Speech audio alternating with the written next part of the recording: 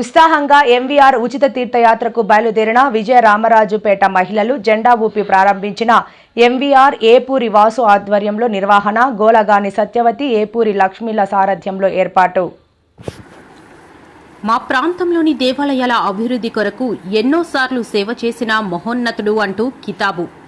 పట్టణంలోని విజయరామరాజుపేట ప్రాంతంలో ఆధ్యాత్మిక కోలాహలం నెలకొంది. ఈ ప్రాంతానికి చెందిన మహిళా భక్తులు శనివారం పుణ్యక్షేత్రాల దర్శనార్థం ప్రముఖ వ్యాపారవేత్త, బీజేపీ నాయకులు ఎంవీఆర్ ఉచిత తీర్థయాత్ర బస్సులో ప్రయాణమయ్యారు. ఈ కార్యక్రమాన్ని ఎంవీఆర్ ఘనంగా ప్రారంభించారు. స్థానిక మహిళల విన్నపం మేరకు అన్నవరం, సింహాచలం, రిషికొండ, శ్రీ వెంకటేశ్వర స్వామి దేవస్థానం వంటి ఆధ్యాత్మిక యాత్రలకు వెళ్లేందుకు ఎంవీఆర్ ఈ ఉచిత బస్సు సౌకర్యాన్ని కల్పించారు. ఈ ఉదయం పట్టణంలోని నరసింగరావుపేటలో గల ఎంవీఆర్ చారిటబుల్ ట్రస్ట్ ప్రధాన కార్యాలయం నందు ఏర్పాటు చేసిన ప్రారంభోత్సవ కార్యక్రమంలో ఆయన మాట్లాడుతూ, భక్తి మార్గంలో నడవడం వల్ల మానసిక ప్రశాంతత లభిస్తుందని, మహిళల కోసం ఈ సేవా కార్యక్రమం చేపట్టడం సంతోషంగా ఉందని ఎంవీఆర్ పేర్కొన్నారు.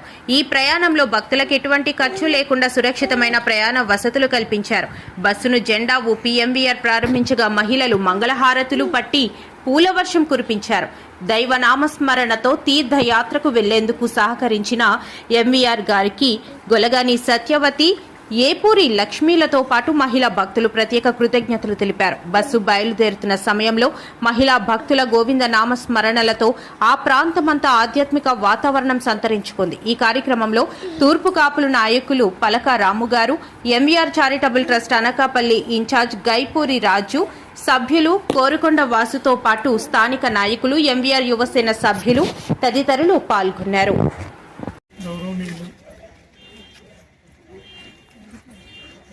రాష్ట్ర బీజేపీ నాయకులు మనం ఉన్నతమైన స్థితిలో చూడబోతున్నటువంటి శ్రీ ఎంవీఆర్ గారు ఇలాంటి సేవా కార్యక్రమాలు ఏ రకమైనటువంటి ఫలాపేక్ష లేకుండా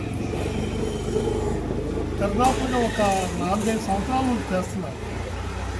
దీనివల్ల అతనికి ఏం లాభం వస్తుందో తెలియదు, కానీ చాలామందిని అనేక రకాలుగా ఆదుకుంటూ దేవాలయాలు నిర్మాణం కానీ, అలాగే మా వీధిలో వరకు చూసుకుంటే విజయరామరాజుపేటలో గణపతి ఆలయం నిర్మించుకొని పెయింట్ల కోసం ఆలోచిస్తున్న సమయంలో ఎంవీఆర్ గురించి ఒక మిత్రుడు చెప్తే, మా నాయనే కదా, అవునన్నా కాదన్నా ఒకసారి అడుగుదామని అనుకుంటే ఈయన దగ్గరకు వచ్చి సంఘ పెద్దలందరూ మేము అతని సహాయం కోరితే మాకు ఒక 2 లక్షల రూపాయలు ఖర్చు అవుద్దని చెప్తే ఆ పెయింట్లకి ఈయన దగ్గరకు వచ్చి ఎందుకైనా మంచిది, ఆయన ఒక 50,000 తగ్గిస్తారేమో, 1 లక్ష రూపాయలు తగ్గిస్తారేమో, ఏవైనా సరే మనం ఆ కార్యక్రమం సాధించుకోవడానికి, ఇతని తాలూకా సాయం తీసుకోవడానికి వచ్చి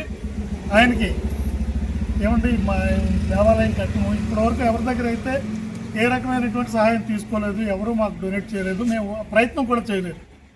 కానీ మీ తాలూకా సహాయం అవసరం వచ్చింది ఇప్పుడు మా దేవాలయానికి పెయింట్లు వేసుకోవటానికి అంటే ఎంత అవుతుందనంటే మేము మామూలుగా 2,50,000 అడిగాం.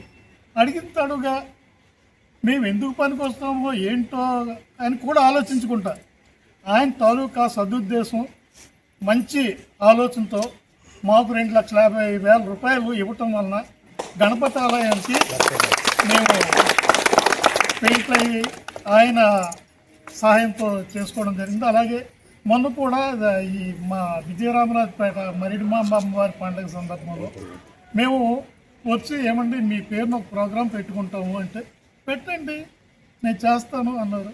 ఏం పెడతారంటే ఇలాగ ఆర్కెస్ట్రా పెడుతున్నాం అంటే ఎంత అవుద్దంటే 1,25,000 అవుద్దంటే 1,25,000 ఇస్తారు. జనరల్గా ఎక్కడైనా సరే వెనక ముందు ఆలోచిస్తారు, ఇంత డబ్బు ఎందుకు ఇంకేవాళ్ళు వీళ్ళ మనకి ఏంటని. ఏ రకమైనటువంటి ఫలాపేక్ష లేకుండా అతను చేస్తున్న కార్యక్రమాలన్నింటినీ చూసి ఆకర్షితులై మీరందరూ కూడా ఇతను సహకరిస్తున్నారంటే ఆయన తాలూకా దయ, జాలి, ప్రేమ ఉండడం వల్లని నేను భావిస్తూ, మరి మీ కార్యక్రమం అంతా విజయవంతం అవడానికి ఆయన చేస్తున్న సేవల్ని మీరు ఆలోచన చేసుకొని ఆయనకి చేదోడుగా వాదోడుగా ఉంటూ ఆయనకి సహకరిస్తారని కోరుకుంటూ మీ కార్యక్రమం ఈ తీర్థయాత్ర విజయవంతం కావాలని కోరుకుంటూ సెలవు తీసుకుంటాం. జాగ్రత్తగా యాత్రలు చేసుకుని అందరూ సుఖంగా ఉండాలని కోరుకుంటున్నాం.